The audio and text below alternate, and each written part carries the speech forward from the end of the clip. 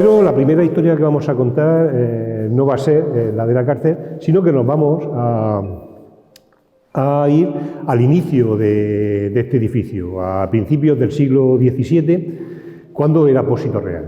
Igual que este edificio, habían varios diseminados por todo el antiguo reino de Murcia, que estaban, había en Cieza, había en Caravaca, había en Cartagena, y todos estaban coordinados por un pósito central que estaba en Murcia, en lo que actualmente hoy es el Palacio del Almudí.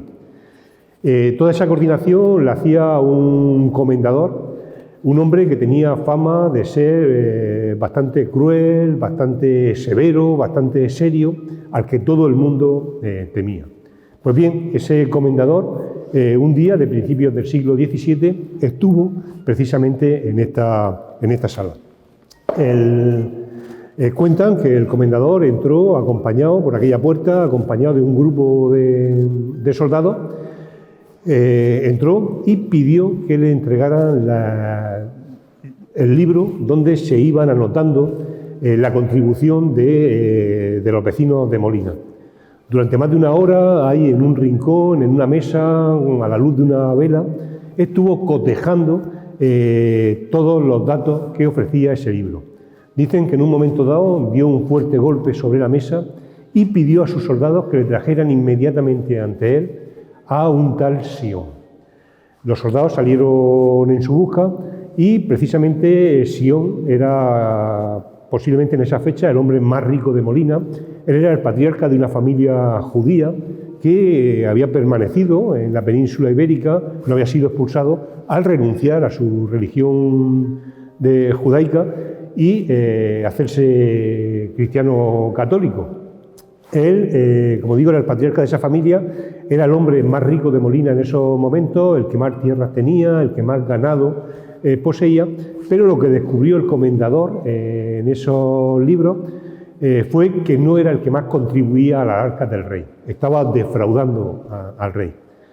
Cuando Sion entra ya detenido por esa puerta, él sabía que la había hecho, sabía de la fama de hombre cruel y severo del comendador, y claro, nada más verlo, se arrodilló ante él, se puso a sus pies, le pidió por favor perdón, que no iba a volver a ocurrir, que se había confundido en el diezmo y que no volvería a engañar al rey.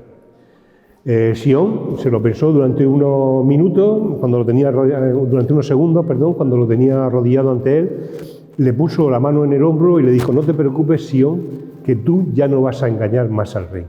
Y entonces solicitó a uno de sus soldados la espada, y allí, delante de todos los que estaban presentes en esta misma sala, atravesó a Sion con la espada y lo mató en el acto. Todos quedaron muy sorprendidos de la actitud tan violenta que había tenido el comendador, pero no suficiente con eso, ordenó que, para escarmiento de los molinenses que engañaban al rey, que le cortaran la cabeza y que la colgaran en esta sala para que fuera expuesta y que le recordara siempre a los contribuyentes qué le ocurría a quien engañaba al monarca.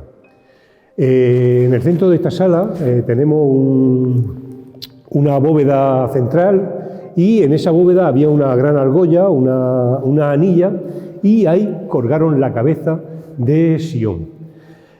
Así que imaginaros, cuando venían los contribuyentes, nadie se atrevía a engañar al rey porque sabía que le podían ocurrir lo mismo que le ocurrió a Sion el judío.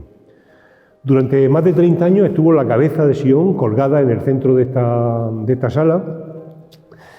Como digo, pasaron los años, murió el comendador de Murcia, murieron los responsables de este pósito de Molina, y ya los nuevos responsables, altos de ver ese cúmulo de carne y de podrida y de pelo ahí colgado, pues decidieron bajarla.